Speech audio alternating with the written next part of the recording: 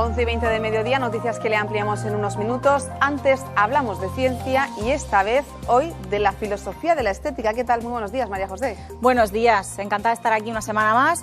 Hoy vamos a hablar efectivamente de filosofía de la estética. Y mira, la filosofía es algo que escuchamos como algo anticuado. Pensamos en los grandes pensadores, en esas filosofías que vienen de antaño y que hoy en día poco nos pueden servir, ¿no? Así a priori. Pero no es cierto. En filosofía se sigue investigando y además se investiga a nivel científico en la universidad y se investiga a nivel muy actual. Todo esto lo vamos a ver mejor de mano de María José Alcaraz. Ella es profesora de filosofía en la Universidad de Murcia y además cabe decir que fue premio joven investigador de la Fundación Seneca hace unos años. Es decir, esos premios que aparentemente se dan a científicos que lideran líneas de investigación más de ciencias puras, como podríamos pensar, pues también tuvo cabida para, en este caso, la filosofía. Bienvenida, buenos días. ¿Qué tal? Buenos días. Enhorabuena. Muchas gracias. Hablamos de la filosofía de la estética. Vamos a explicar exactamente, cuando hablamos de filosofía de la estética, de qué estamos hablando.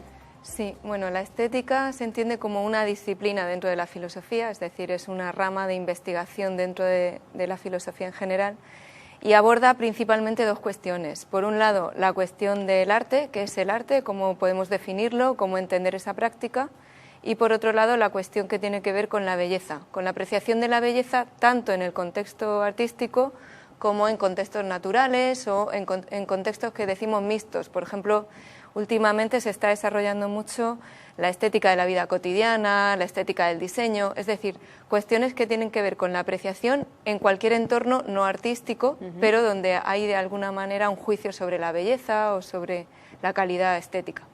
Se trata de algo muy abstracto, como podemos comprobar, pero lo cierto es que esto se ve mucho mejor con algunos ejemplos. Y en el caso de María José, ha estado y está investigando, como una de sus líneas de investigación en la Universidad de Murcia, el tema de la ficción. La ficción estudiada desde el punto de vista de la filosofía estética. Sí, efectivamente. Bueno, yo he dedicado algún tiempo a investigar sobre la naturaleza de la ficción. Y me gustaría decir acerca de este asunto que no es una cuestión simplemente que te puede interesar desde el punto de vista teórico, sino que consideramos que aclarar qué es el concepto de ficción, entenderlo bien, pues nos puede ayudar a entender fenómenos como, por ejemplo, el fake news, que es una cuestión que está muy presente en nuestro día a día y que de alguna manera puede confundir a la gente, no solamente porque el fake news pues es un fenómeno problemático en el cual se generan hechos, por así decir, que son falsos, sino porque tener una buena noción de ficción nos ayuda a discriminar entre lo que es un fake news, lo que es una noticia que contiene falsedades y lo que es una noticia bien dada y que de alguna manera transmite correctamente la información. Creo que tener una buena noción de definición nos sirve, por ejemplo, para este asunto. Otra de las líneas de investigación es cómo comprender, ¿no?, si es un chiste, si es un humor. Además, esto lo vemos a diario, ¿no? Sí. En más las últimas noticias de algunos humoristas españoles, pues que no han sentado nada bien los chistes, ¿no?, que han hecho. Sí. A ver, otro asunto que está relacionado también con la ficción es justamente el del humor. Porque el humor es un fenómeno en el que parece que cuando estamos contando un chiste o realizando una actuación humorística, pues lo que estamos haciendo es fingir. No estamos diciendo las cosas en serio, estamos haciendo como que decimos tal cosa, pero no lo dices en un contexto serio, en un contexto en el que te comprometes con lo que estás diciendo. Entonces, claro, tú puedes contar un chiste del rey o un chiste machista y en realidad no ser antimonárquico o ser machista, porque parece que lo que estás haciendo lo estás haciendo de broma. Sin embargo, lo que vemos es que, bueno, pues la gente se siente ofendida, incluso se puede poner una denuncia por delito de odio con respecto a determinada difusión de chistes. ¿Por qué esto es así? Bueno, la explicación que se da desde el ámbito de la estética tiene varias patas, ¿no? Por un lado, tiene que ver con el hecho de que, aunque es verdad que en los contextos de humor estamos fingiendo, no estamos hablando seriamente, uno siempre puede, de manera indirecta, criticar algo o insultar a alguien a través de un chiste. Yo estoy contando un chiste en el que de alguna manera se parodia a una figura pública e indirectamente estoy criticando a esa figura pública, esto es obvio. Entonces, la cuestión es dónde está realmente el delito, si en el chiste como tal o en la intención indirecta de insultar, ¿no? Entonces, aquí es donde creo que las cosas se ponen más complicadas. Otro problema que también existe es que parece que cuando alguien está contando un chiste, a lo que invita es a que se adopte una actitud. Por ejemplo, si alguien nos cuenta un chiste machista, pues parece que lo que quiere es que cuando te ríes tú estés adoptando un punto de vista machista. Y esto pues también genera un problema. ¿Hasta qué punto para entender un chiste y reírte con él y ver que es divertido, pues tú tienes que compartir ese punto de vista o no? O si te puedes reír sin compartir el punto de vista. Esto es una cuestión también que se discute mucho. Y una última cuestión es si un chiste puede ser malo o puede ser peor por ser inmoral. Es decir, si un chiste es racista o es machista, si por esa razón es peor chiste. Si alguien puede decir, no, esto no tiene gracia porque es racista. No porque sea mal chiste, sino por su contenido moral. Y esto, realmente desde el punto de vista científico, ¿se puede llegar a una conclusión, determinar científicamente si un chiste es o no machista? Porque esto también entraría un poco en eso que se dice de que no ofende quien quiere, sino quien puede, o en cómo lo entendemos, quienes lo recibimos, y no tanto la persona que emite un mensaje. Realmente, ¿cómo se investiga a nivel científico este asunto? Yo no sé si se puede dar una solución científica en el sentido de dar con unas claves que, con independencia de cuáles sean nuestras actitudes o nuestras creencias, puedan solucionar este asunto. Yo creo que donde tenemos que mirar es a nuestras prácticas. Es decir, a ver, de hecho, cuáles son las creencias o las actitudes que el receptor de un chiste tiene que asumir para entender el chiste. Si es cierto que para reírme de un chiste machista tengo que compartir los sentimientos machistas, entonces, bueno, quizá tenemos que pensar si nos hacen tanta gracia los chistes machistas.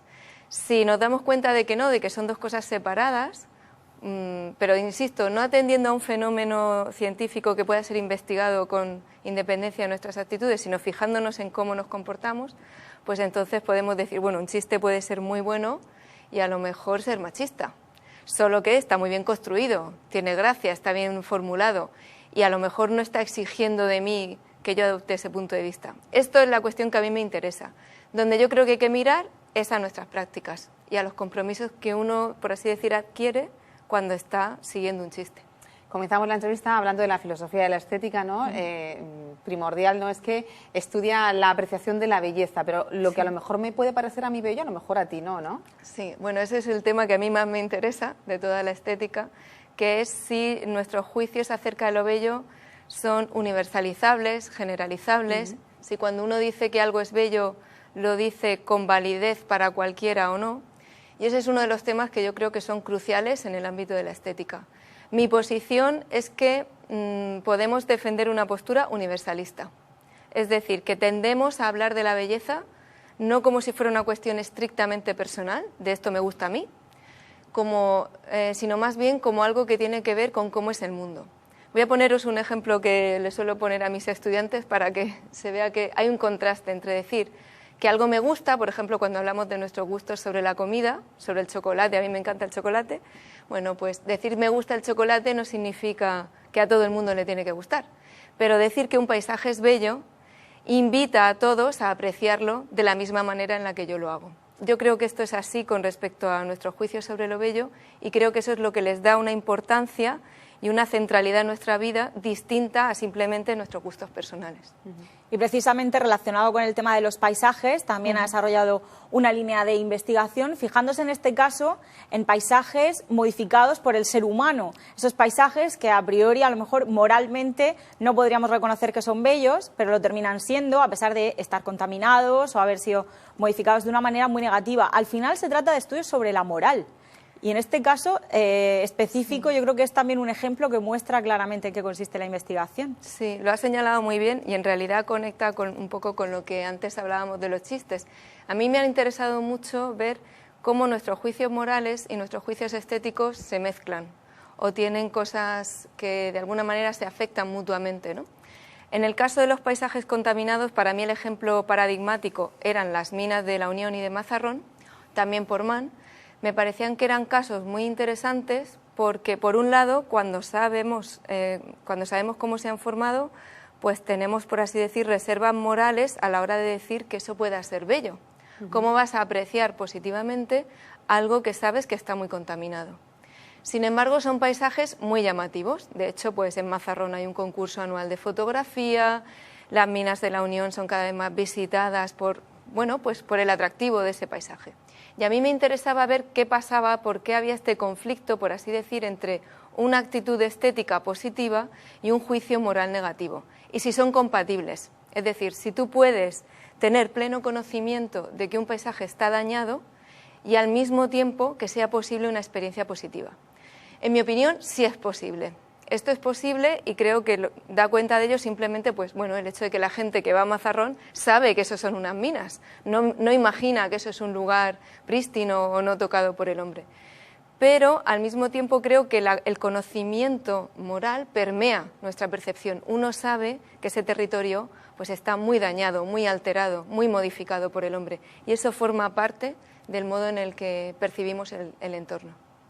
María José Alcaraz, muchísimas gracias por estar esta mañana con nosotros y acercarnos esta parte de la filosofía que ya se estudiaba desde Platón y es bastante desconocida. Un placer, muchísimas gracias a vosotros. Gracias. María José, nosotros como siempre a estas horas vamos a echar un vistazo a nuestra agenda científica que llega cargada de eventos. Tomen nota.